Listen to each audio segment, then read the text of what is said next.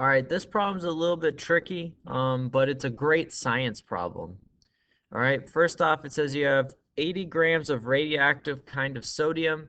How much will be left after 6 years if its half-life is 3 years? Okay, so half-life is referring to a decay problem. Okay, something is decaying, all right?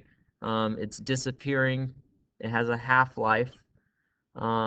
So that way it's going to be a decay problem. So we have A times 1 minus R raised to the t.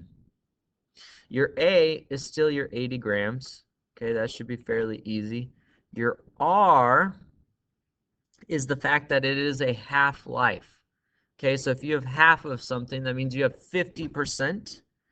Okay, that means you have 50%.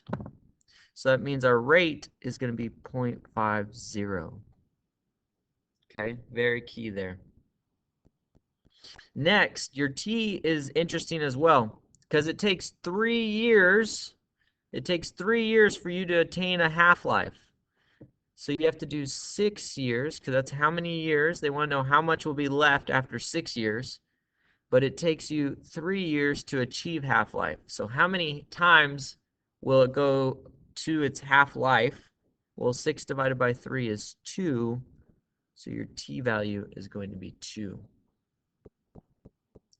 You plug that into the calculator, you get 20 grams